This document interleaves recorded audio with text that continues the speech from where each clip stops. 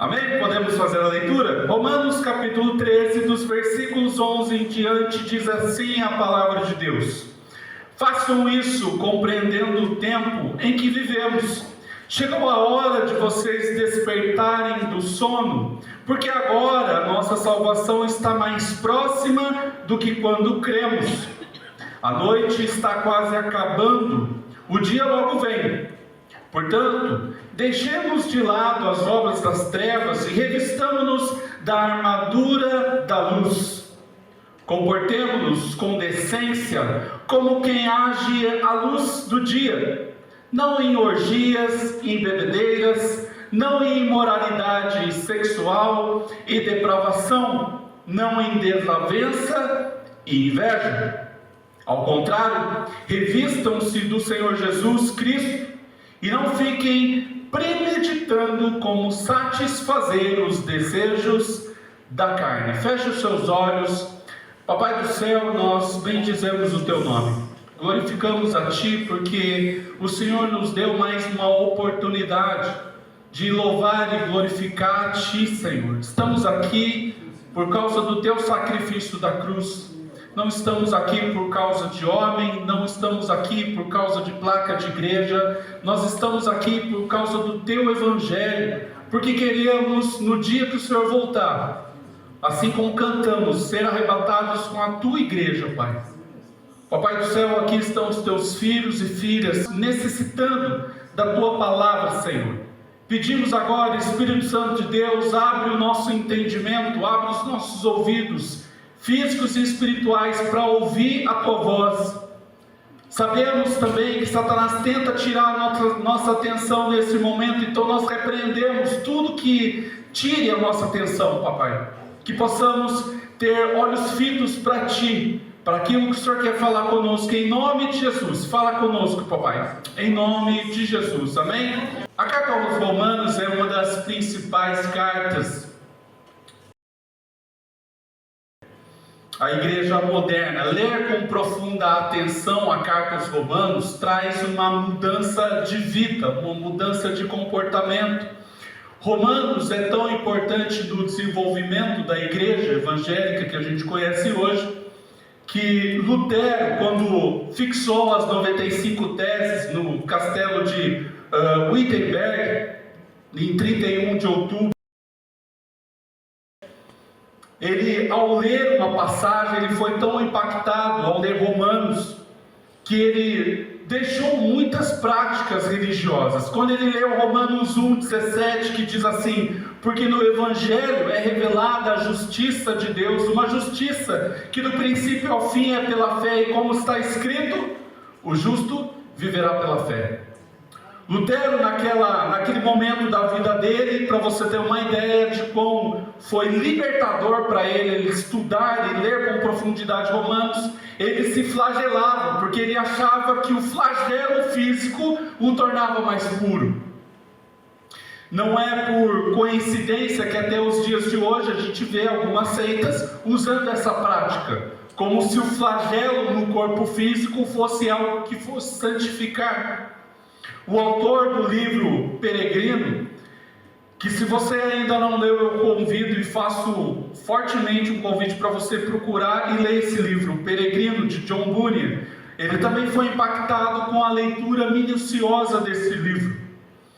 A carta aos Romanos também alcança os meios acadêmicos. Houve um teólogo conservador americano, o Francis Schaeffer, que ele diz assim: até pouco tempo atrás o livro de Romanos é estudado nas escolas de direito norte-americanas a fim de ensinar a arte da argumentação. Então, o livro de Romanos, ele é um tratado teológico, não é simplesmente uma carta. Homens e mulheres que trouxeram hoje o que a gente entende por cristão evangélico, pelo protestantismo, eles passaram a ser transformados quando estudaram Romanos. Os eruditos comparam Romanos como a Cordilheira dos Andes, quando Paulo alcançou o alto mais alto da teologia escrevendo Romanos. O João Chao, que foi o autor de um livro escrito com o título de É o Caminho Real de Romanos, ele disse assim: um grande avivamento religioso tem início emanando do estudo desta carta. Então, querido irmão, não há como iniciar um avivamento se não houver um estudo da palavra de Deus. Não existe um avivamento que comece sem o estudo da palavra. Tudo que nós vemos por aí como sagas do avivamento é puro show pirotécnico. Se não houver uma transformação no ser, não adianta falar em línguas. Não adianta, como o pastor costuma dizer, usar a unção de Zagalo fazendo um aviãozinho pela igreja. Se não houver uma transformação no ser, não adianta fazer show pirotécnico. Porque a carta aos Romanos e toda a Bíblia, ela contempla estudos profundos que a gente pode tirar lições de todos os momentos da nossa vida. Então, se você acredita que você precisa mudar de vida, se você acredita que você precisa mudar o rumo da sua história, da sua família, do seu casamento, dos seus filhos e das próximas gerações que estão vindo, você precisa necessariamente passar pelo estudo da palavra. Não haverá mudança, eu sinto lhe informar, não haverá mudança na sua vida se você não se debruçar nas Escrituras. Nós comentamos hoje pela manhã, e há um certo equívoco hoje na geração de pais que tem surgido. Há pais que estão terceirizando a educação dos filhos. A igreja tem a sua parte, tem a sua parcela, mas a igreja não consegue fazer o trabalho de um pai e de uma mãe. A criança, o adolescente passa tão pouco tempo dentro da igreja, um lugar que existe uma ordem, existe um direcionamento, existe uma maneira de ser e de viver, que é difícil você acreditar como pai que uma criança vai ser moldada no seu resto da sua vida porque passou algumas horas dentro da igreja. A mudança de vida, ela acontece dentro dos próprios lares. Então, não adianta vir para a igreja somente atrás de promessa. Não adianta vir para a igreja apenas atrás da palavra de bênção. Isso tudo você vai encontrar aqui. Mas se você quer uma mudança profunda na sua vida e uma mudança do que está por vir ainda, você precisa estudar a palavra de Deus. Você precisa se debruçar diante da palavra de Deus. Como dito na quinta-feira pela irmã Ana Paula, hoje em dia é difícil ouvir uma palavra de arrependimento, uma pregação sobre arrependimento, é difícil ouvir isso, mas nós aqui entendemos que essa palavra de arrependimento é necessária para os dias de hoje, e talvez seja um dos motivos que, não todos, tá? Mas talvez seja um dos motivos que a igreja não explode em crescimento. Talvez esse seja um dos motivos. Todos nós somos falhos, todos nós pecamos, não existe ninguém perfeito aqui. E não adianta pôr a culpa no pastor, nos líderes. A igreja não cresce porque o líder é chato, porque o pastor é chato. Não. A igreja não cresce porque não acontece transformação na vida de todo mundo. Todo mundo tem uma parcela de culpa. Então existe e é necessário essa pregação sobre arrependimento, porque o evangelho, para alguns, ele tem cheiro de morte e cheiro de vida. E eu explico isso. Havia uma prática romana naquele tempo, em que o exército, quando saía para uma batalha, ele retornava, muitas vezes vitorioso. Nós estamos falando do exército romano. E quando ele retornava para Roma com os capturados e com os resgatados, havia uma procissão. E nessa procissão ia à frente aqueles soldados, aquelas pessoas que estavam presas, sequestradas por aquele povo. E no final da procissão vinha os que haviam sido presos pelo exército. E durante a procissão, esse povo carregava guirlandas de flores e cantavam músicas Para aqueles que estavam sendo resgatados, as flores tinham a conotação de liberdade, do sentimento de que eu estou livre, eu estou voltando para casa, eu estou voltando para minha família. Mas para aqueles que vinham presos no final da procissão, elas tinham cheiro de morte. Porque para os romanos, eles criam que aqueles que estavam sendo presos, eles não podiam viver. Eles iam ser escravizados e colocados em serviços até a exaustão e até a morte, ou iam ser mortos de forma muito cruel. Então, queridos, assim nós entendemos que o grande contraste aqui é que para alguns esse cheiro, esse aroma de flores é um aroma de vida, é um aroma que cheira a alegria.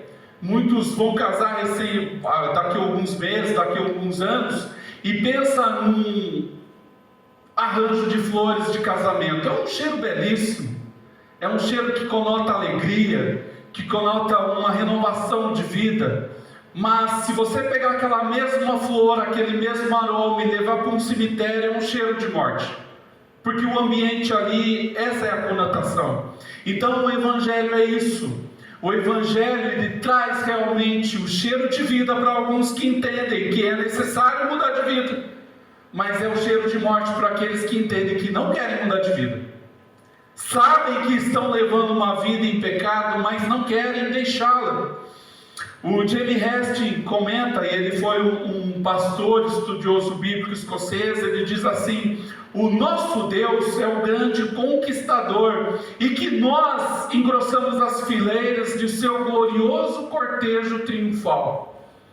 Eu faço uma pergunta para você, tendo essa visão que eu expliquei para você agora, se você estivesse no cortejo de Jesus, em que bloco você estaria? No bloco que são os resgatados das hostes do pecado, ou você estaria no final da fila como aqueles que não queriam deixar aquela vida pecaminosa? Há que se refletir nisso. Existe então um certo desdém com a palavra de Deus. Há um certo desdém com a palavra de Deus. Por mais que nós procuramos ler, por mais que nós procuramos entender, por mais que nós tentamos fazer os nossos devocionais diários, às vezes a gente falha, há um certo desdém com a palavra de Deus. Existe um pensamento existencialista em que as pessoas acham que a vida é só isso aqui. E pasmem, tem cristãos que acham assim. Tem cristãos que sabem que existe Apocalipse, que acontecerá o retorno de Jesus, como a gente cantou, a igreja será arrebatada, mas ainda não quer largar a vida de pecado, ainda não quer largar a vida pecaminosa. E esse tipo de pensamento que os filósofos ganharam as pessoas de repercussão mundial, afirmando que os indivíduos têm a liberdade de fazer o que quiser, porque a vida é uma só. Como se diz por aí, só vive uma vez. Você já deve ter ouvido essa frase. Eu vou fazer porque só vive uma vez. Triste esse pensamento, porque todos os pecados ficam impressos na nossa alma. Todos os pecados. Paulo, nesse texto que nós lemos, então, dá alguns direcionamentos que nós vamos tirar algumas lições para ele. Primeiro, acorde você e outros. Acompanhe comigo aí o versículo 11. Paulo começa dizendo: façam isso compreendendo o tempo em que vivemos. Chegou a hora de vocês despertarem do sono, porque agora a nossa salvação está mais próxima do que quando cremos. Parafraseando o pastor Hernandes Dias Lopes, ele diz assim: a salvação é um ato único. Nós fomos salvos, nós estamos sendo salvos e nós seremos salvos. E eu explico, parece confuso, mas é fácil entender. Nós fomos salvos pela obra da cruz, que dá o direito para nós de sermos salvos. Nós estamos sendo salvos enquanto processo de santificação. E nós seremos salvos quando Jesus voltar e arrebatar a sua igreja. Amém. Esse é o processo. A grande questão é que apesar disso, precisamos despertar desse sono que o mundo nos colocou, de não ficar dormindo no ponto. A palavra usada por Paulo aqui, do grego, tem um significado de silêncio. É um silêncio total. A pior coisa que um crente pode fazer é viver em silêncio. É você pegar o produto bruto, como se fosse um ouro, uma pepita de ouro que ainda precisa ser lapidada, que é o Evangelho, e você guardar para si mesmo, achando que vai render lucros. Se você não abrir a boca, pessoas não conhecerão Jesus. Porque a minha forma de falar é diferente da sua. Pessoas talvez não queiram me ouvir. Aliás, se você orou para não me ouvir esse mês, você orou errado, porque é a segunda vez que eu estou nesse mês, né? Mas você precisa abrir a boca para pegar o Evangelho. Pregue o Evangelho onde você estiver e fale do amor de Cristo. E mais que isso, viva o amor de Cristo. E por que precisamos falar? Paulo responde essa questão dizendo que chegou a hora. Não é amanhã, não é depois da manhã, não é quando você terminar a faculdade, não é quando você ficar rico, não é quando você casar, não é quando você separar, não é. É agora, é hoje, é o já. Chegou a hora, é o agora. Pessoas precisam conhecer o Jesus que você conhece hoje, e não é amanhã. É hoje. Acorde e desperte outros para a caminhada com Cristo. 2. Deixe as obras das trevas. No versículo 12, na parte B, ele diz assim: portanto, deixemos de lado as obras das trevas e nos revistamos da armadura da luz. Quem tem acompanhado os estudos aqui pelo domingo de manhã, está acostumado com esse tipo de linguajar de Paulo, quando ele usa essa questão que ele faz aqui sobre guerra, sempre ele traz essa conotação, né? E é interessante a gente pensar nesse arquétipo do soldado, porque você nunca vai ver um soldado na guerra de pijama. Você nunca vai ver um soldado vestido de qualquer jeito no meio de uma guerra. Ele sempre está aparamentado com as vestes que é propícia para aquilo. Existe uma regra, eu acho que alguns conhecem, que dentro das empresas você não pode exercer atividade laboral se você não tiver a indumentária correta. Você precisa estar adequadamente vestido. Não estou falando de bem vestido. Estou falando com equipamentos que asseguram a vida daquele funcionário. Eu trabalhei por alguns anos, uns 2 anos, 1 ano e meio mais ou menos, numa fundição.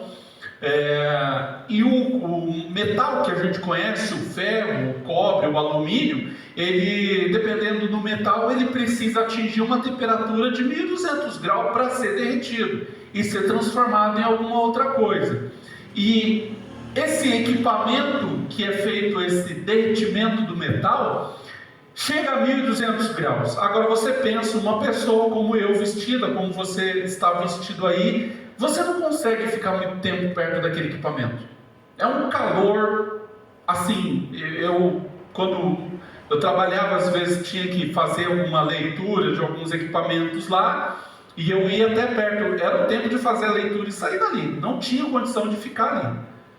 E aqueles funcionários precisavam também olhar para aquele metal e ver se ele está realmente todo derretido, e para tirar algumas impurezas. Também usava uma viseira específica. Você não consegue olhar para aquele metal, é como se você tentasse olhar para o sol do meio-dia.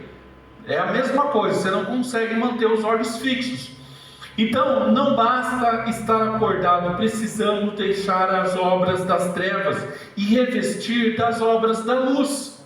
Você precisa estar vestido com as vestes corretas para enfrentar a batalha do dia a dia.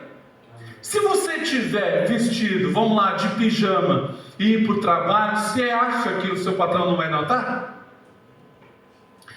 Ele vai notar. Por mais que você durma com aquela calça de moletom, que não parece ser pijama, mas alguém uma hora vai assim, nossa, mas calça esquisita, né? Tá estranha, tá meio mal passada, tá um negócio esquisito aí. Todo mundo vai perceber. E Satanás percebe que você não está revestido. Satanás sabe que você não está revestido. E por isso que ele consegue te atacar. Por isso que talvez você esteja tendo aflições, pensamentos de morte, pensamentos de desistir. É por isso que às vezes famílias inteiras estão sendo destruídas. Eu vi uma coisa, me recordo aqui, não estava nem no script aqui para me falar, mas eu li uma coisa essa semana, eu acho que foi numa revista eletrônica dessas daí, evangélicas, e eu não consegui ler o negócio todo porque era pago, né? Eles só colocam lá um trecho para dar o gostinho, né? Para você poder assinar. E aí eu li lá e o texto falava assim: Satanás gosta de grito. O hino de louvor de Satanás é o grito. E dentro das nossas casas nós estamos gritando muito. Eu não estou falando que você não deve gritar com o seu filho, que às vezes tira do sério, né? Eu sou pai 2 vezes. Eu passei por isso 2 vezes, gente, eu sei. Às vezes tem que chegar lá. Hoje ele falou assim: manda ela tomar banho, a Sofia. Daí eu estava saindo e ele falou assim: fala com carinho. Não deu muito certo. Confesso que não deu muito certo. Tive que negociar bem ali com carinho. Porque você comigo, ó, vai tomar banho. Agora, vai. Só que gritando. Eu vou gritar aqui porque, né? Mas a questão é que Satanás gosta de grito. A gente vem para a igreja, canta louvores maravilhosos, com a ajuda da Ana Paula, da Débora, da Laura, de todos os irmãos que tocam. A gente sabe, a gente consegue, como diz o pastor, cantar legal, porque ninguém está ouvindo a gente consegue cantar bem. Só que dentro de casa a gente grita, canta hinos de louvor para Satanás. Grita com qualquer coisa. A gente precisa parar para pensar nessas coisas. Assim como já foi dito algumas vezes aqui pelo pastor, o palavrão é porta para o diabo, o grito também. Sabia? Aquele grito de estresse gratuito. Aquilo é um grito de louvor para Satanás. Então nós precisamos nos revestir das armaduras da luz. O nosso equipamento, a nossa indumentária correta é a palavra de Deus. É ela que a gente precisa estar revestido todo dia. E quando digo conhecer, não é apenas você saber onde achar o livro de Deuteronômio. Não é isso. O livro de Juízes. É você conhecer a profunda a palavra de Deus. Uma aula, um professor falou para mim, e a gente estava falando a questão de ler quantidade de vezes a Bíblia no ano, e ele falou uma coisa interessante. Ele falou: se você pode ler 30, 40, 50 vezes a Bíblia no ano, se você não guardar um versículo, se você não meditar em um versículo, não adiantou nada você ler. Prefira ler Gênesis, parar em Gênesis 1 e 2 e meditar nele, do que você ler a Bíblia por ler. Precisa se revestir das armaduras da luz. A vida cristã não é um spa espiritual, mas um campo de batalha. E se você não entender isso, você vai continuar sofrendo as coisas que você tem sofrido até hoje. 3. Além da vestimenta, o comportamento. O apóstolo continua no versículo 13, que diz assim: comportemo-nos com decência como quem age à luz do dia, não em orgias e bebedeiras, não em moralidade sexual e depravação, não em desavença e inveja. Paulo lista aqui 6 pecados em 3 partes, tratando de falta de controle nas áreas da bebida, do sexo e dos relacionamentos. O John Stott, pastor teólogo britânico, ele também já foi considerado pela revista Time como uma das 100 pessoas mais influentes do mundo. Ele diz assim: a falta de controle próprio nas áreas da bebida e do sexo e dos relacionamentos sociais contradiz totalmente um comportamento cristão decente. Então, pare para pensar nesse texto que nós lemos de Romanos. Se você tem algum problema em uma dessas áreas, a gente vai detalhar algumas aqui. Você precisa lembrar disso. Contradiz totalmente com um comportamento cristão decente. Ele fala do termo orgia, que é komos no grego, e segundo o dicionário Strong, komos era a procissão noturna luxuriosa. Havia aqueles combatentes que voltavam também para suas cidades, para suas vilas, vitoriosos, mas a questão não era só cantar a vitória, era se debruçar nas orgias e farras. E não raro são promovidos o luxo pecaminoso. Era a música e a dança e a honra não era dada ao nosso Deus, era dada a todos os deuses, como o Deus Baco.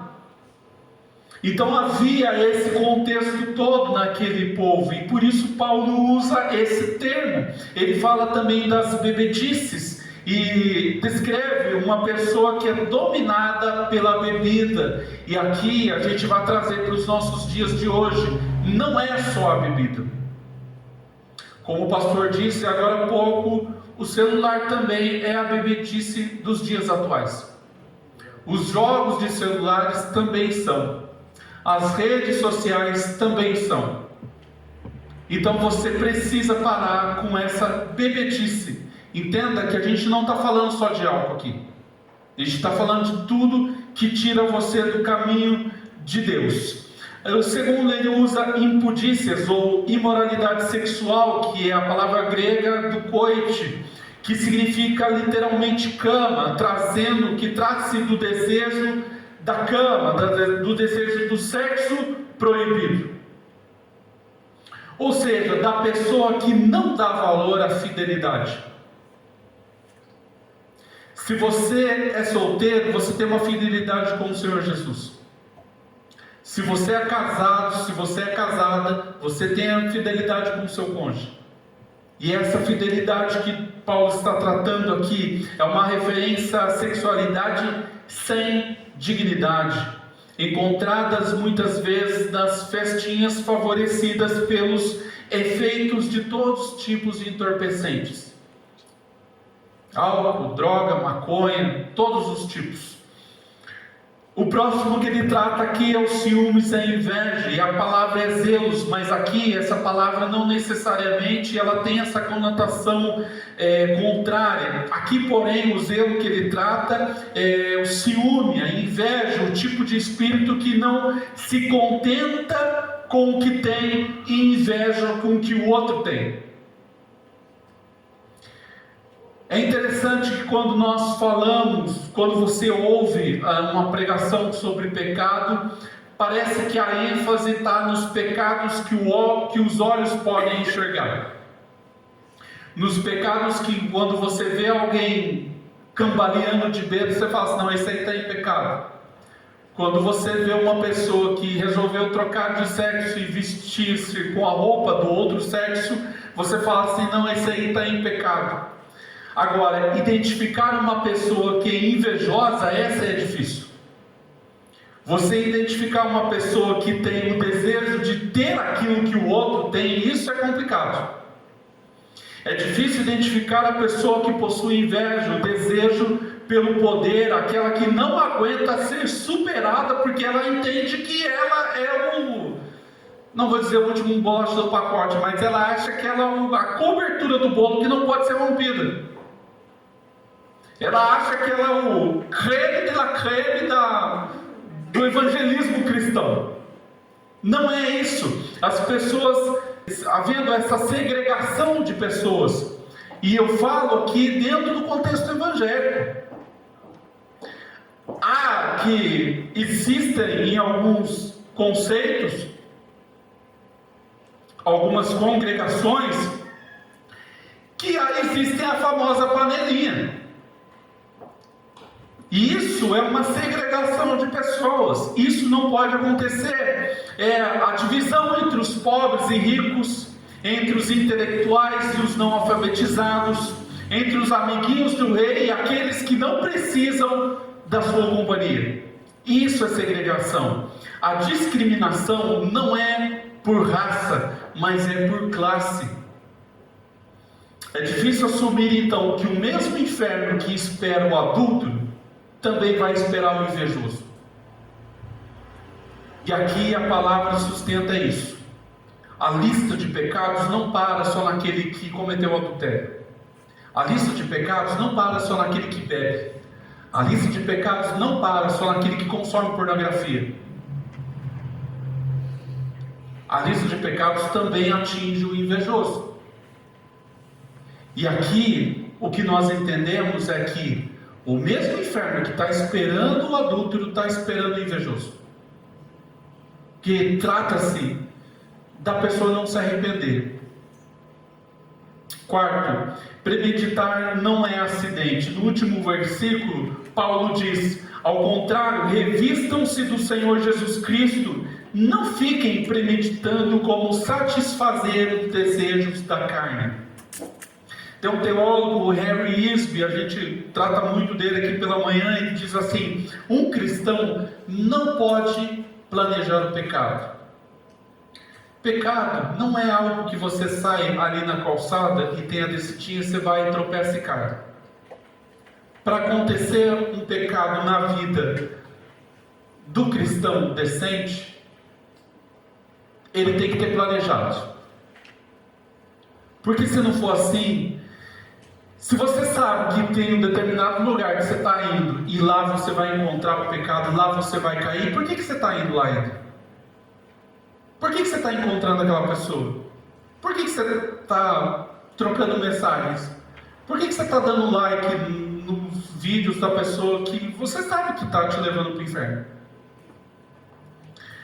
Em vez de ficar premeditando como satisfazer o desejo da carne, o cristão deve se revestir-se do Senhor Jesus. Ocupe o seu tempo e a sua mente com coisas que edificam, com ações que te levam mais perto de Jesus e não longe de Jesus. E não longe de Jesus. Quanto mais cheio de Cristo, mais longe das garras de Satanás todos nós estaremos. Todos nós precisamos trabalhar, conviver com outras pessoas, outros ambientes, mas quando estamos cheios de Jesus, nós passamos de ser influenciados para influenciadores daquele local. Você pode conviver com pessoas que falam palavrão, mas você não pode falar palavrão. Essa sujeira não pode pegar em você. Ah, Rodrigo, mas eu convivo com muitas pessoas. Sinto muito, mas você está lendo pouco a Bíblia. Você está se enchendo de coisas que essas pessoas estão se enchendo. Você é diferente, não adianta você lutar contra isso. As pessoas te veem saindo daqui hoje, te veem saindo da segunda, te veem saindo das células, te veem indo para as casas, as pessoas te veem vindo para a igreja. Não queira dizer que você não está sendo visto. Você é diferente. As pessoas estão de olho em você. Você precisa mudar esse comportamento. Quando você chega, as trevas devem sair. Se as trevas não saírem, não estou falando de manifestação demoníaca, tá? Mas há um ambiente que precisa ser mudado. Há um ambiente que precisa ser mudado. Se as pessoas falam palavrão lá na sua escola, na faculdade, no trabalho, onde quer que seja, você não deve falar. Você não deve falar. Eu só estou falando de um pecado, tá? Não estou falando dos vídeos, dos grupos aí de trabalho, não estou falando das conversinhas paralelas, das brincadeiras que ridicularizam outras pessoas. Isso tudo é segregação. Eu quero concluir aqui com esta palavra, ela pode nos instruir hoje. Significa que, havendo aceitado a Cristo, o crente agora não deve descansar no seu berço esplêndido, achando que a vida está ganha já, que o jogo já está ganho. Nós temos uma maneira de crer aqui. E nós entendemos que se você não manter uma vida santificada, o caminho será diferente. De certo modo, Paulo está dizendo, havendo despido as vestes do pecado, vistam-se agora mais e mais com o manto da justiça de Cristo, de modo que sempre que Satanás trouxer à luz o seu pecado, você sabe quem você é e você sabe a quem você serve. É notório, e as pessoas às vezes ficam fragilizadas quando Satanás lembra daquilo que você era no passado. Jesus não é um pescador de pecados. Ele fez um homem, um apóstolo, um pescador de homens, mas o seu pecado foi lançado no lago do esquecimento. Quem te faz lembrar daquilo que você era é Satanás. Ele faz lembrar, e por isso que você fica desanimado. Mas você precisa estar revestido, você já foi lavado pelo sangue de Jesus. Você precisa viver essa nova vida. Para de ouvir as coisas do mundo, desliga um pouquinho o rádio, desliga um pouquinho a TV, vai para a leitura bíblica. Se for para ligar a TV amanhã, liga para assistir uma pregação, não precisa ser a nossa, que é muito boa por sinal, não precisa ser a nossa, mas ouve qualquer outro lá. Mas ouve a palavra de Deus. É isso que vai mudar. A obra de Cristo na cruz não foi um ato de mágica, não foi um show pirotécnico, não foi uma história da carochinha, foi um ato real, e Ele morreu por mim e por você. Foi na cruz que os pecados, os nossos pecados, foram castigados em Jesus. Portanto, pense bem na palavra de hoje.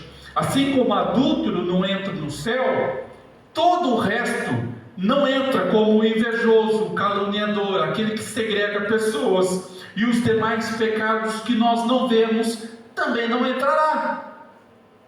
É preciso deixar essa parte da vida, é preciso se transformar numa nova criatura. Prestar um culto racional a Deus é isso, é você entender que todo dia você precisa mudar. Todo dia você vai encarar uma situação que você vai tentar reviver aquele velho homem que grita, que xinga, que quer bater, que quer destruir. Mas você precisa lembrar que você foi feito uma nova criatura. Então, querido irmão, querida irmã, você que está me ouvindo agora, que está aqui na igreja, chegou a hora de mudar de vida. Chegou a hora de acordar para que Deus creia que você está diante hoje do melhor momento. Não pense que foi no passado. Não pense, se eu tivesse vivido os tempos de Paulo, não, você vive hoje. Esse é o melhor momento para você mudar de vida. Esse é o melhor momento. Abandone as obras das trevas e abrace um novo estilo de vida. É necessário que nós abracemos um novo estilo de vida. Eu não sei o que você precisa mudar, mas você sabe o que você precisa mudar. Você sabe o que você precisa mudar. Comportamento, talvez algumas amizades você precisa deixar também.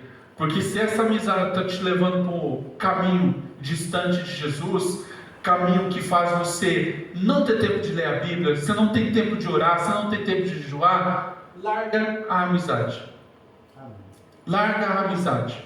Estou falando para adolescentes e para idosos. Vale para todo mundo. Vale para mim, para você, para todo mundo que está aqui. Amém? Você recebe essa palavra? Amém.